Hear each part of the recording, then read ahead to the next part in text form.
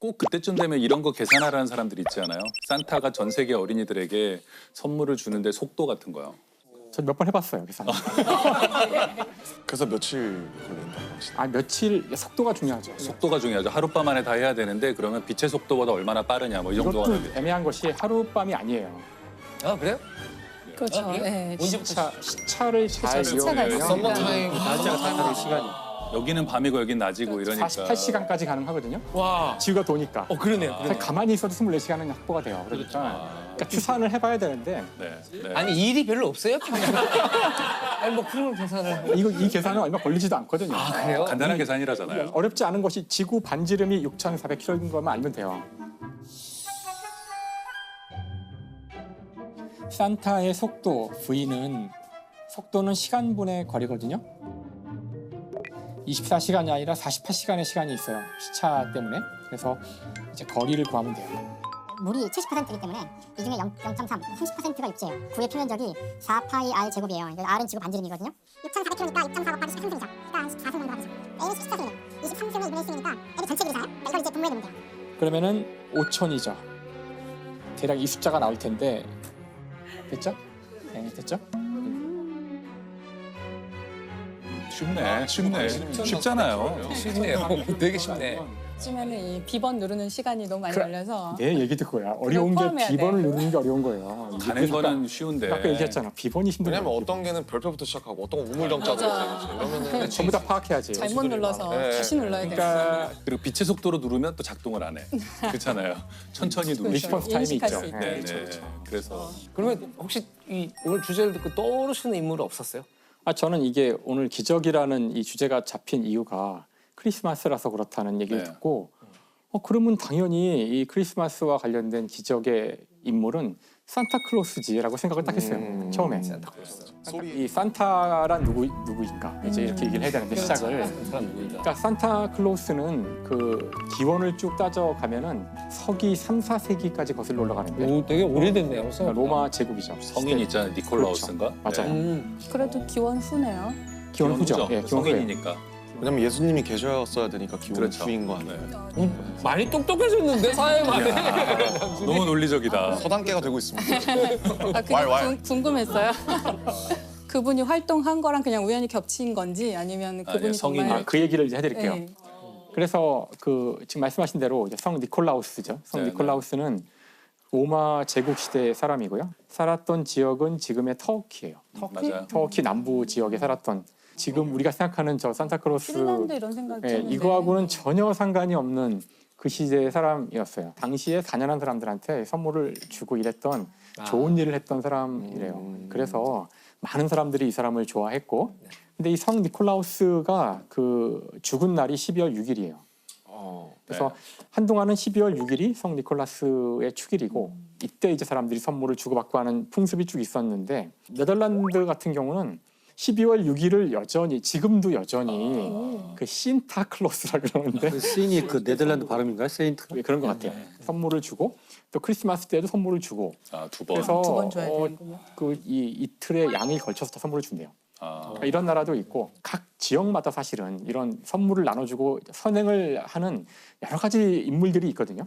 이제 그것과 다 결합이 되기 시작해요. 서서히 결합해 가면서 이제 각 지역마다 조금씩 다른 형태의 산타클로스들이 나오기 시작하거든요.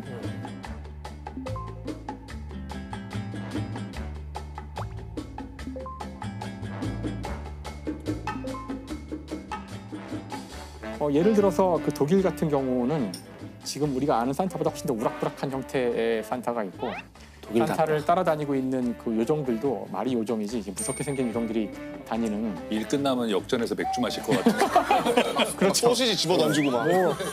뭐 이런 식으로 네. 이제 지역마다 이제 기독교권 국가의 지역마다 다른 종류의 산타의 모습들이 있었는데 그때의 산타의 모습은 따라서 지금 우리의 모습과는 상당히 다르고 기본적으로 종교적인 존재였어요. 네. 그런데 이제 우리가 알고 있는 여기 있네요. 우리가 알고 있는 이제 이분 이제 이분 할아버지. 빨간색. 호.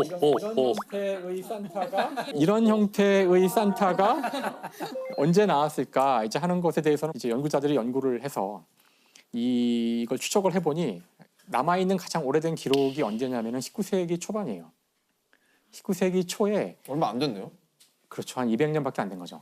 19세기 초에 어떤 시가 남아 있는 게 있는데 거기에 보면은 이 전형적인 특징들이 나와요. 그 수염, 하얀색 수염이 있고 무슨 뭐 선물을 밤에 크리스마스 이브에 뭐 주고 뭐 이런 식으로 아마 이걸 바탕으로 했을 거라고 추정하지만 확실하진 않고요. 모든 기록들이.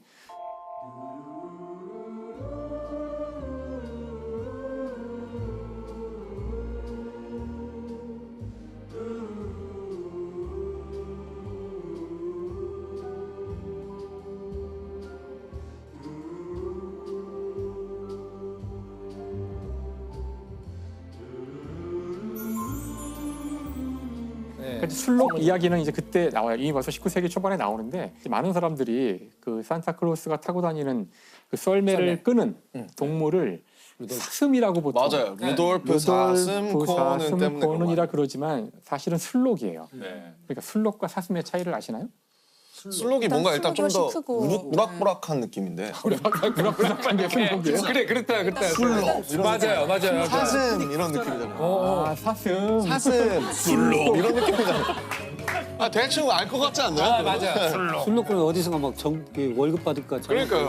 막 뿔도 엄청 막 이렇게 뿔도 복잡하게 막 생기고. 목이 길어서 슬프고 막 그러면 사슴. 겨울왕국에 나오는 게 술록이잖아요. 사실 술록과 사슴의 차이는 그 순록이라는 한자에 나와 있어요. 뜻이.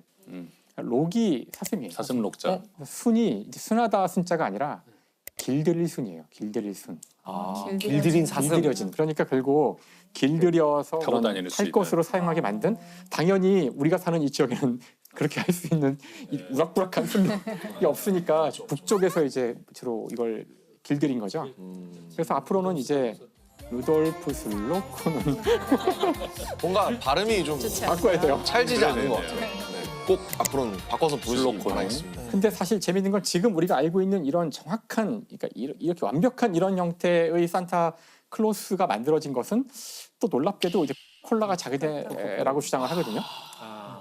본인들이 아예 날짜까지 찍어서 1931년이라고 주장도 하고 산타 탄생 몇 주년 뭐 기념식도 하는데 그 아이가 또 빨간색 콜라에서 그걸 집어넣었다고 그래요. 색깔 자체는. 색깔 자체를. 색깔을요. 사실 원래 이런 스토리는 저보다도 잘 아시겠지만 찾아보면 네. 그 문제도 있죠. 근원을 찾기가 어려울 때가 대단히 많거든요. 네. 그래서 이 붉은색의 옷을 입은 것이 무엇일까에 대해서 이건 이제 인류학자들이 연구를 많이 했더라고요. 이게 왜냐하면은 인류학자들한테는 이것이 정말 흥미로운 주제인 것이 전 세계에 이렇게 많은 사람들이 이렇게 오랫동안 이렇게 말도 안 되는 이야기를 모든 어른들이 다 짜고서 아이들을 상대로 거짓말을 하는 인류 최대 규모의 사기극인데 네네. 어떻게 이것이 각 문화권에 갔을 때마다 다 받아들여져가지고 부담 없이냐. 이걸 이렇게 오랫동안 유지가 되는 걸까? 그게 여기에 기적이네요. 뭐가 있을까? 그래서 연구를 많이 했다고 하더라고요.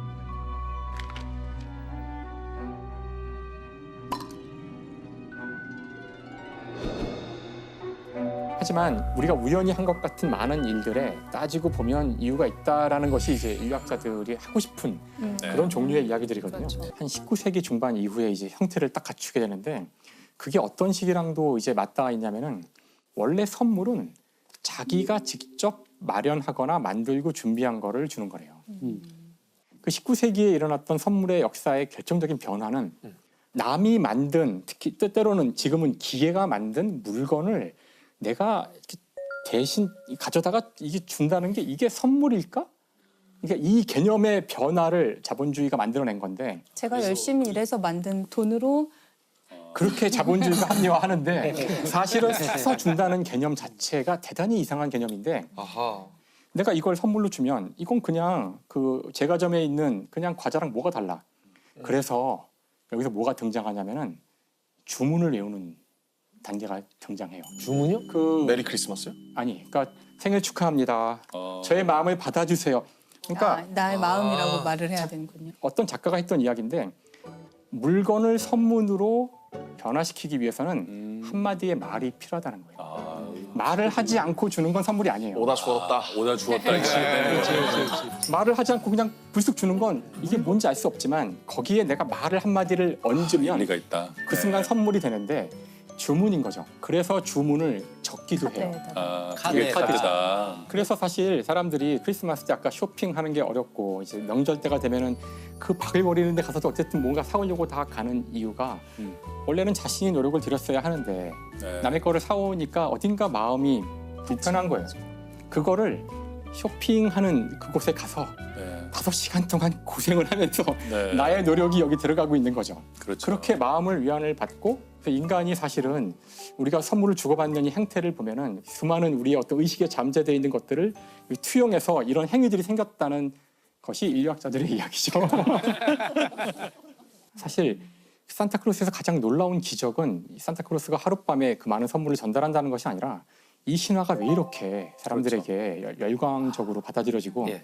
우리는 지금도 아이들을 속이고 있잖아요. 아 지금 이거 15금 해야 돼요. 아이들이 보면 안 아이들 보면 안 되거든요. 돼요. 아이들은 이미 돌렸어요. 이미 채널 돌렸어요. 그래서 왜 그러니까 이렇게 이 새로운 문화가 이런 이야기가 왜 우리한테 받아들여졌을까? 그 레비 스트로스라는 인류학자는 네네. 어떻게 얘기하냐면은 이게 일종의 통과 의례랑 관계가 있다 그래요. 오. 그러니까 모든 문화권마다 어떤 한 집단에서 다른 집단으로 들어가거나 그럴 때 의례를 통과하도록 하는 것이 모든 인류의 문화가 갖고 있는 네. 공통점이거든요. 네. 인간 전체를 통틀어서 동시에 존재하는 통과 의례는 어린아이가 어른이 되는 통과 의례예요. 예.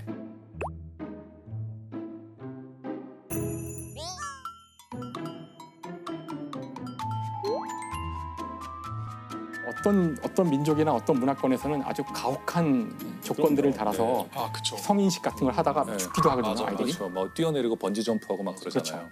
그래서 가만히 보면 지금 이 산타크로스라는 것이 통과 의례가 갖고 있는 여러 특성들을 다 갖고 있다는 거예요.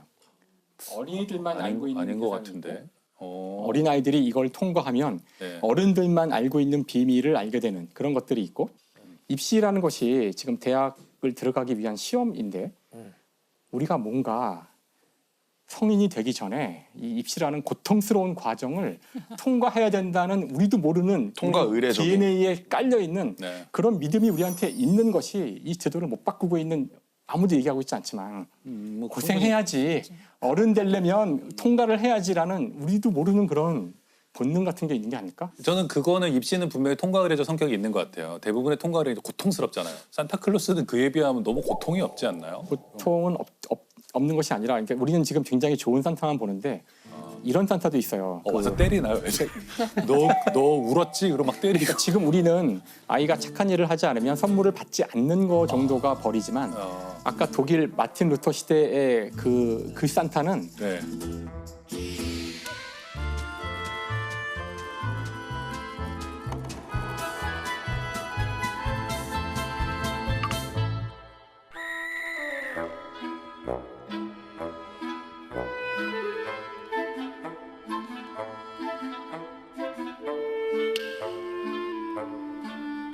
현대에 와서 굉장히 순화가 돼서 좋은 일을 하지 않아도 선물을 주는 식으로 바뀌었지만 네. 제가 어릴 때만 해도 좋은 일을 해야 선물을 준다고 그랬었고요. 아. 나쁜 일을 하면 오히려 벌을 줄 수도 있는 거였고 그러니까 이게 사실 통과 의례의 성격이 있기 때문에 모든 문화권에서 쉽게 이걸 받아들였다라는 주장. 그럼 이해가 된다. 사실 이런 거 일종의 밈인 거잖아요.